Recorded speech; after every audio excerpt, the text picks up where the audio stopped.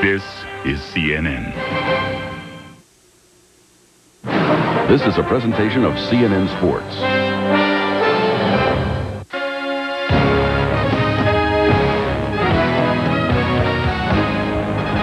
On CNN Sports Saturday, the Final Four will be sliced in two. Kansas and North Carolina were shooting for survival in the men's opener, while in the women's four, Texas Tech swooped down on Vanderbilt, and Ohio State and Iowa needed extra time to settle their war.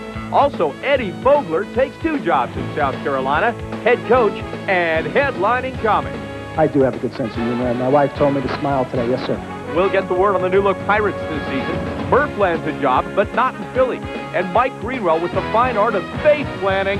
Hey, replace that divot, pal, or we'll seat you next to this guy. Yikes.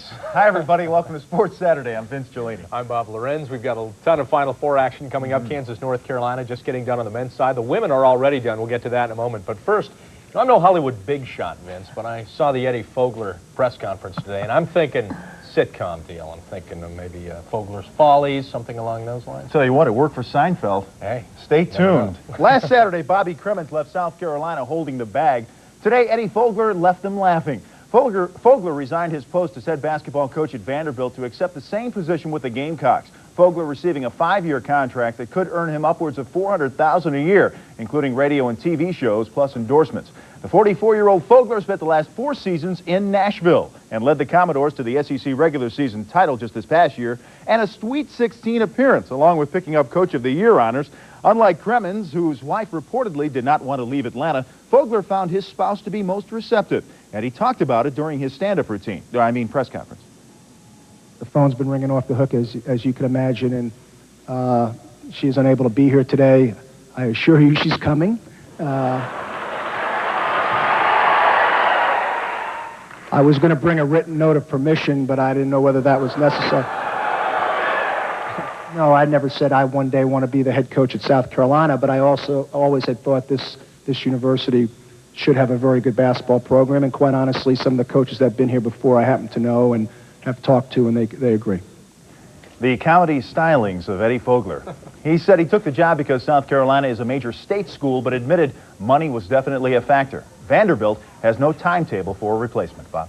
Well, in an imperfect world, it's a shame there can be no perfect ending for the Iowa women's basketball team. The Lady Hawkeyes were hit hard by tragedy this season. They had to deal with the deaths of their team physician, team ball girl, fellow Hawkeye Chris Street, and the husband of their head coach, Vivian Stringer. So while a national championship wouldn't ease the pain, it would be a nice reward. But Ohio State today denied Iowa that perfect ending in a hard-fought game in Atlanta.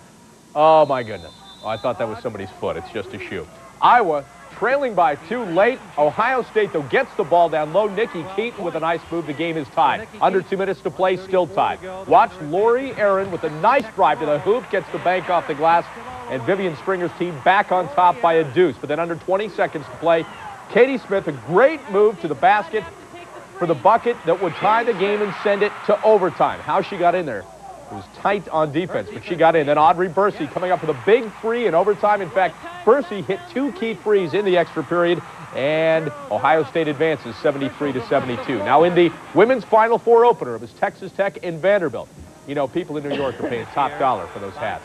Texas Tech up by 1 in the first. Red Raiders with a steal, and that is Cheryl Swoops, the College Player of the Year in the women's game, and Tech had a 3-point lead over Vandy. Later, Commodores trying to get back in it, down by 7. The 3 from Shelley Gerard misses, but Heidi Gillingham right there to put it back, and Tech's lead was cut to 3. Now, Cheryl Swoops was a driving force in the second half. Look at her work for the good shot. She gets it to go, and Mom was loving every minute of it. Texas Tech late, up by 5. Noelle Johnson finding the seam. She gets it to go. And the Red Raiders know that they are in the Final Four. They win it 60-46. It was so long Vandy in the women's Final Four opener in Atlanta, and so close so far for Iowa in the second half of the Twin Bill. Nancy Newman has reaction to both games from the Omni. Co-Big Ten champs Iowa and Ohio State fighting for conference bragging rights. Turnovers the story in this game for Iowa, 25 by the Hawkeyes. Even the #1 defense in the land could not stop the Buckeyes from converting on most of those. We know very clearly coming to this game that you cannot turn the ball over and expect to win. And some of it was Ohio State's doing it, but a lot of it was our own doing. just not being settled enough. The game was so close, it could have gone either way. Obviously, it was close enough for overtime. And, you know, the ball bounced a little bit differently. They could be the ones that with the still playing tomorrow in the national championship. We were both so familiar with each other. We knew what each other's strengths were. We knew what each other's weaknesses were. And we just knew that whoever fought the hardest and whoever played the most aggressive would win the game. The first semifinal game of the day was a clean swoop. Player of the Year, Cheryl Swoops, did it all. The All-American, who has been averaging more than 30 points per game in the tournament, hit from everywhere. You know, my teammates did a great job of getting the ball to me whenever I needed it, and I guess right there when I kind of got on the roll where I hit 3 or 4 shots in a row, they just kept getting the ball to me because they felt the same way I did. They knew that I was on a roll and I wanted the ball. We're a little bit spoiled. I think we don't even recognize some of the things she does anymore, and we get her in front of a different group of people that have never seen her, and they're really in awe of what she does. So Sunday's final will pit 2 teams that love to run and have never faced one another. The explosive Cheryl Swoops versus the very physical Buckeyes, as both Texas Tech and Ohio State go for their first championship ever. From the women's Final Four in Atlanta, I'm Nancy Newman, CNN Sports. And Vandy coach Jim Foster said of Cheryl Swoops, who scored 31 in that Texas Tech victory today, we probably didn't even see her best because she had no assists. So, she's awesome. Yeah, what about Eddie Fogler, though? I think he'll be starring at Wow. Giggles in Columbia, South Carolina, the stuff, comedy club down there. Get me a ticket. Man, don't use it all in that first press conference. Much more still ahead on Sports Saturday, including an up-close look at the 3-time defending National League Eastern Division champs. One can only wonder if Pittsburgh general manager or manager Jim Leland could work his magic again with players like Bonds and Drabek gone. Ball players are ready to go, but the Ponies still have a few more paces to run to get ready for this year's Kentucky Derby. We'll hit the West Coast's major prep race a bit later on Sports Saturday.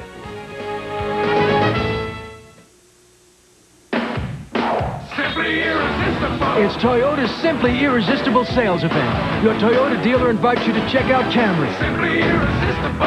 Camry, one of the 10 best cars you can own. Camry, the best car built in the U.S. Simply Irresistible. The incredibly quiet, comfortable, powerful Camry. It's Toyota quality at its best. Simply Irresistible. So hurry and see your Toyota dealer now, because Toyota deals are just simply irresistible.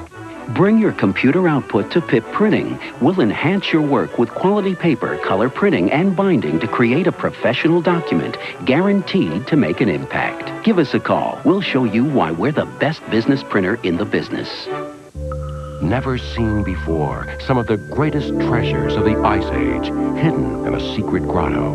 Plunge into an ancient underwater world on National Geographic Explorer.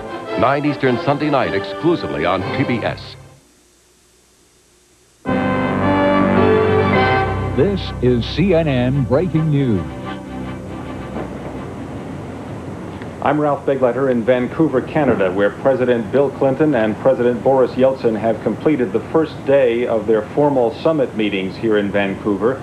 It is not the last time they will meet today. They will have a dinner this evening at which they are expected to discuss more issues. But this afternoon, President Clinton did talk with Boris Yeltsin about the economic assistance package, which the United States and the rest of the Western industrialized nations are expected to put together in the next couple of weeks, and which the U.S. is expected to announce tomorrow. In a few moments, we'll be bringing you a news briefing by White House Communications Director George Stephanopoulos, who is here in Vancouver to essentially give reporters a readout on the conclusion of that meeting. Joining me, senior Washington correspondent Charles Bierbauer. Charles? Well, we do know that economics and the economic aid package was the focus of the discussion this afternoon between Presidents Clinton and Yeltsin. What we still don't know are all the fine details, and as you know, when we talked to Secretary of State Warren Christopher earlier today, he's leaving all that fine detail for Mr. Clinton to announce tomorrow. But the effort is, of course, to get assistance out to Russia. George Stephanopoulos. As you know, President Clinton just finished his one-on-one meeting with President Yeltsin. I should add it wasn't truly one-on-one. Each side also had a note-taker. Ambassador Strobe Talbot was the note-taker for the United States, and Dmitry Rurikov was the note-taker for Russia. The President was very pleased by the meeting with President Yeltsin, both the lunch and the bilateral meeting. He was energized after the meeting. They had a long, detailed, and wide-ranging discussion over a number of issues. As you know, the one-on-one meeting went about 30 minutes over what was expected. The President was very pleased by the atmosphere of openness and candor, and he also just has a great personal feeling for President Yeltsin. He said after the meeting that he likes Yeltsin. He's a fighter. He likes that. He's not deterred by long odds. And that's the kind of personality that President Clinton, especially by long odds. And that's the kind of person that President Clinton likes. They had a very good meeting. They're looking forward to the dinner tonight and further meetings on foreign and security issues tomorrow. In the meeting, the one-on-one meeting with President Yeltsin, the president first had a preliminary presentation of the economic package for partnership and cooperation that we expect to present in detail this evening. They also discussed a wide range of bilateral issues. Fairly early in the conversation, President Yeltsin brought up what he considered irritants in the relationship, and that includes the continuation of Jackson-Vanik restrictions, the continuation of some COCOM restrictions, and the recent incident between the U.S. and Russian submarines in the Barents Sea, for which the President Clinton expressed his regret. President Clinton also talked about his discussions with the other G7 leaders over the last several weeks and outlined the kind of process that we expect to go through over the next several weeks through the G7. It will start out, of course, with the presentation of the core package by the President Clinton tomorrow. I think that there will also be further actions contemplated by the U.S. During the month of April. I think that we hope also for further actions by other G7 nations, and finally, as well, the broader multilateral package that we hope the G7 to discuss. He talked about his discussion with Prime Minister Miyazawa last evening and reiterated his support for Japan's longstanding policy over the Kuril Islands, but also passed on Prime Minister Miyazawa's strong intent to play a constructive role in the G7 process of assistance to Russia, and he passed that along to President Yeltsin, and President Yeltsin seemed pleased by that. He also told President Yeltsin that he was interested in going beyond G7 nations in seeking assistance for Russia, although they did not have a great deal of discussion on the details of that. Overall, it was a strong atmosphere of partnership and cooperation. The President is looking forward to building a genuine partnership with Russia and the people of Russia, and it was a very good start to what we hope will be a very successful summit. Andrea? Further steps might the President be considering a month of April beyond the initial We just lost the... First of all, the President's going to continue his consultations with the G7 nations.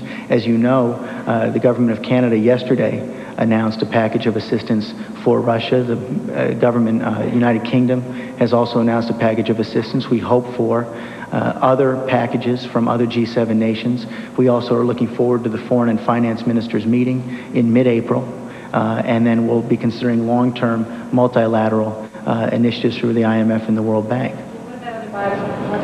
Other bilateral? I think that's very possible between now and the end of April. It's something we're certainly considering and something we're looking for from the G7 nations. George, good. How strong do you sense the opposition will be in Congress to a large bilateral U.S. aid package that will require additional congressional authorization? Well, as you know, the President has had intensive consultations with the Congress leading up to this summit. He had a dinner with members of the House leadership and members of the House Foreign Affairs leadership last Thursday. He had a dinner with the leaders of the Senate last Friday, and he also brought in the Senate Majority Leader George Mitchell, Senate Minority Leader Bob Dole, House Majority Leader Richard Gephardt, and Speaker Tom Foley last week for a meeting to discuss the summit before they went forward. And I think that we'll continue to have those discussions with the Congress. You should also point out that Mr. Gephardt and Mr. Michael will be leading a delegation from Congress to Russia this week during the recess. That also came up in the President's meeting with President Yeltsin, and he asked President Yeltsin to extend his hospitality to that delegation, and President Yeltsin said he would. I think that the members of Congress understand that this is an important package for an important time, and that if we are going to build a true partnership with Russia that will lead to greater security and greater opportunities for prosperity for the American people over time, we might have to make a down payment now. And I think that over time we will see support in the Congress for this kind of assistance. Mike? In his assessment of Yeltsin as a fighter against long odds, is that assessment based on the President's own assessment of Yeltsin's political situation or on anything Yeltsin told him today about the situation Well, I think he that's faced? just a general assessment. I mean, President Yeltsin has shown great courage and great strength through some tough times, both in the past and now, but he just keeps on fighting. He's a true Democrat, and he's going to continue to fight for democratic and market reforms over the next several weeks. The President admires that. Any specific on his particular political situation or any particular way the President is helping with that? Well, the President, I think the lunch with Prime Minister Moroni focused for a long time on the political situation in Russia. President Yeltsin detailed his campaign trip yesterday to the gold mining town where he had a rally of 50,000 people, talked about the kind of activity he's going to be engaging in over the next several weeks. They had a quite intense discussion over the political situation in Russia. George, what's your timetable for developing this more ambitious G7 package? I know you've got the ministerial meeting in 2 weeks. Is the summit, the July summit, the date, or what? I don't know that we have a specific timetable in mind. I mean, this summit isn't even finished yet. We still have 2 more meetings, one tonight and one tomorrow morning. I think the President will want to consult with Congress more fully when he returns and when the congressional delegations return from Russia as well. I don't think we have a hard timetable right now, but it's clearly something we want to get on track right now as we point towards the April 14th and 15th meetings of the foreign and finance ministers of the G7 nations and then move on towards Tokyo. George, when will the funds for this package start going? When will Russia be able to see these funds?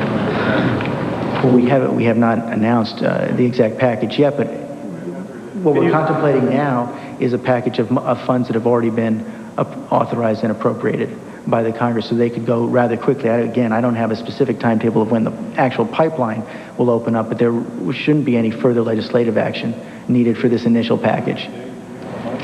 I don't have a good number on when exactly the money would go through, but there won't be any further legislative action needed. Tom? Why not? Because there's still 2 more meetings to go. I mean, this was just a preliminary meeting with President Yeltsin today. They had an initial discussion. The dinner tonight will be a much more in-depth discussion of the elements of the economic package. And I'm not quite clear what the administration's position is now vis-a-vis the Serbs. We're ready to reopen negotiations with them to try to accommodate their interests, their needs. I mean, 2 weeks ago you were saying, boy, if these guys don't sign on, this is it. You know, we're going to talk about lifting the arms embargo, et cetera, et cetera. Now I hear a kind of different signal being sent. Now we're ready to kind of... I know that there's a different signal. Look at what happened this week. The United Nations voted for enforcing the no-fly zone, which is a significant step. We intend to continue to push for more sanctions this week in the United Nations and beyond. And we intend to continue to push the Serbians, despite the recent setbacks, which are clearly regrettable, to sign on to an agreement through the UN.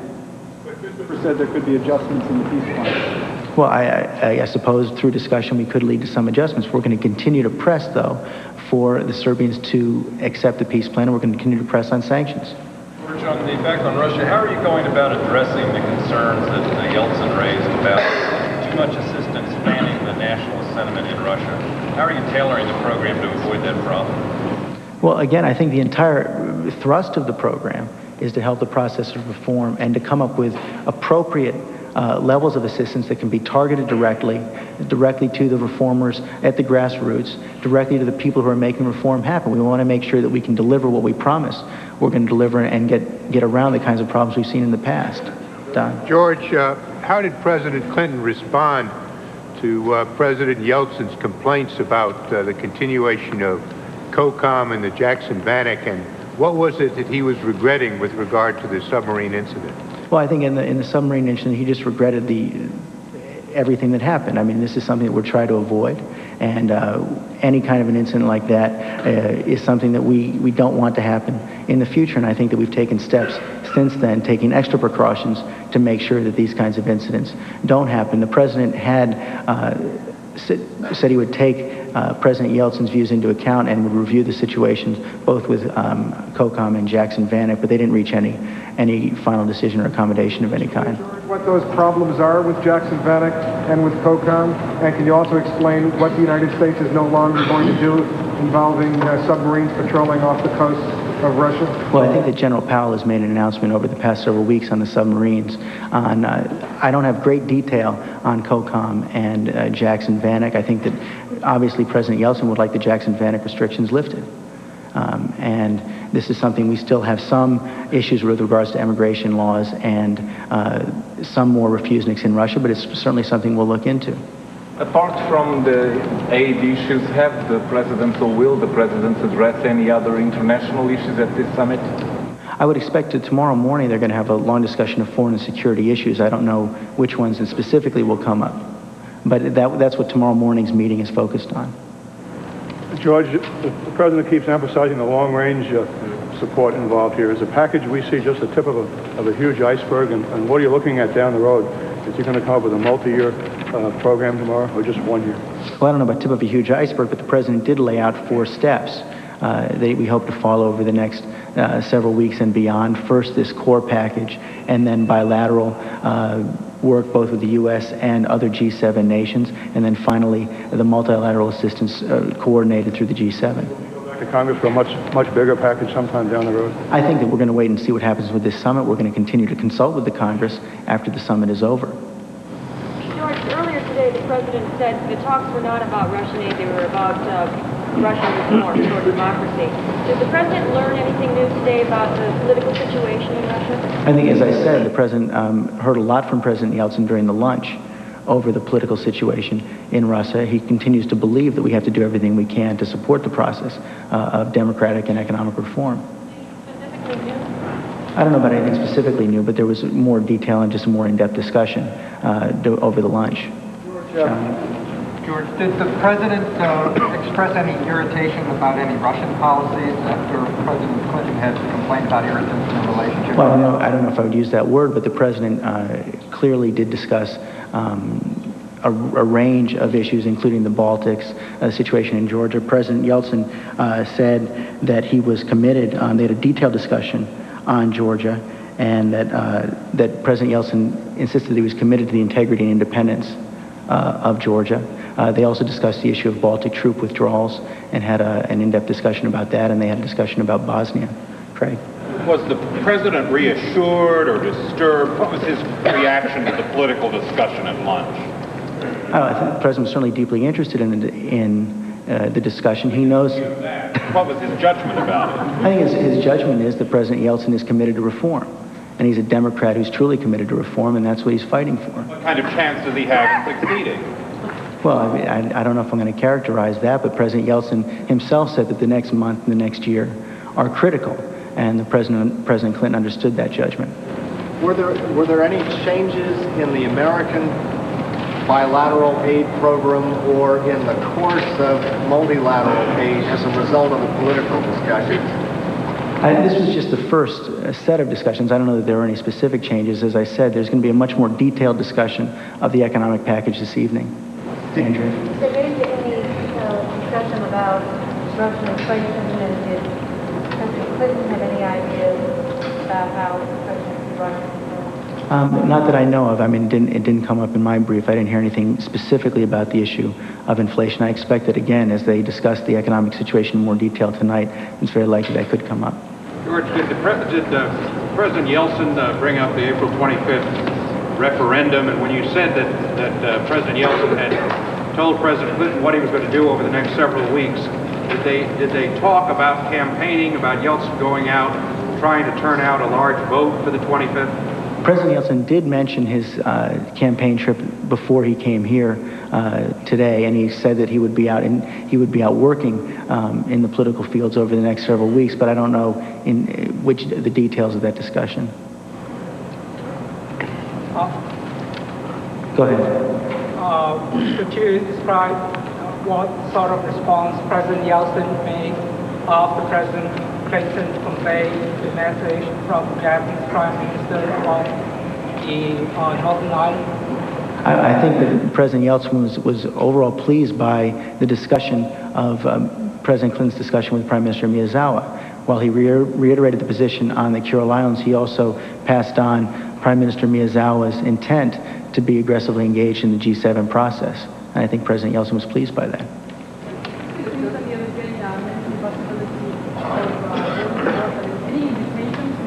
Besides Yeltsin? Not that I know of.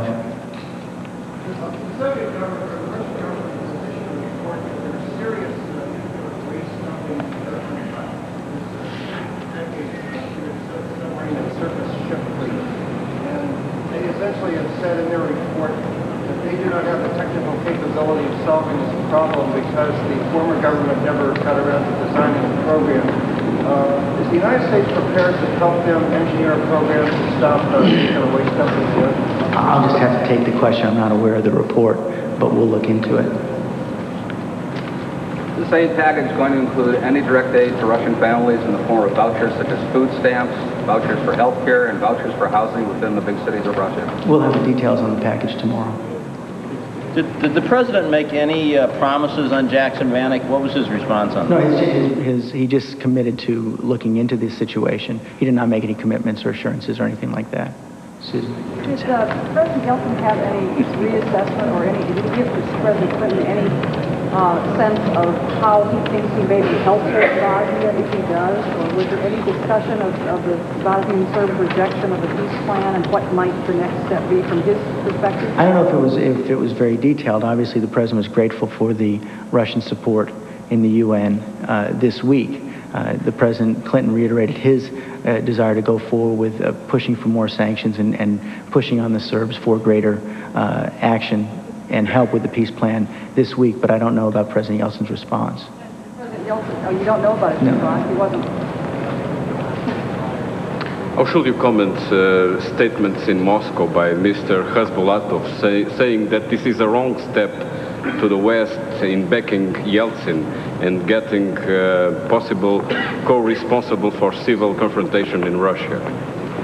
Well, President Clinton is committed to helping the process of democratic reform in Russia and all reformers. President Yeltsin is the elected president of Russia. He believes that President Yeltsin is truly seeking reform, and President Clinton will continue to do what he can to support the reform process. I can only take one more question. The Russians are coming soon. Also, we have Nick Burns, Nick Burns, Rose Gottmuller, and Toby Gotti for backgrounding as well. But let me take one more question. George, any details on the substance on the Baltic troops?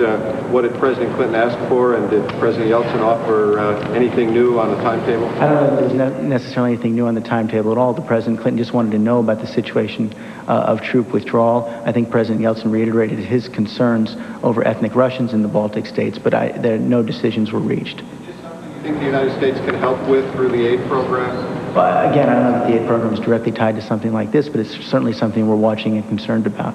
Thank you. White House Communications Director George Stephanopoulos giving the first readout of the first lengthy meetings between President Clinton and President Yeltsin here in Vancouver at the Vancouver Summit. We'll continue to keep you up to date on the events of the summit. Now, back to Sports Saturday with Vince Cellini. Thank you. NCAA Final Four action began this evening with the student-mentor matchup of Kansas's Roy Williams and North Carolina's Dean Smith. Last time, the teacher learned his lesson. What would happen in this rematch of the 1991 semis? Let's go to the Superdome in New Orleans and the festivities there. Pre-game intros, and then a look at that Kansas huddle. And, of course, Williams and Smith back together again. In the first half, Carolina exploiting that big height advantage inside. Eric Montross, 23 in the game. Carolina led by 4 there. Then the Tar Heels on a 9-2 run, and Rick Rodel inside to George Lynch for the layup. Carolina pushing that lead out to 9. Second half, Adonis Jordan of Kansas. Quick hands, and the steal from Brian Reese. Goes in for the layup. That lead is cut down to just 5. But Donald Williams is the three-point expert for Carolina and found the touch. Roy Williams saw it slip away. Carolina under pressure, breaking the press, and Donald Williams nails another three-pointer. 25 in the game to lead all scorers. North Carolina, a winner, 78-68 in the semifinals, and it guarantees the first time ever 2 top seeds will meet in the championship. And the winner of this game, Carolina, is going to meet the Michigan-Kentucky winner. A reminder that we'll have complete coverage of that, live coverage from New Orleans tonight on Sports Tonight at 11 o'clock Eastern. And a quick reminder that Texas Tech and Ohio State will vie for the women's championship. That's it for us. I'm Bob Lorenz. I'm Vince Cellini. Thanks for being with us. This has been a presentation of CNN Sports.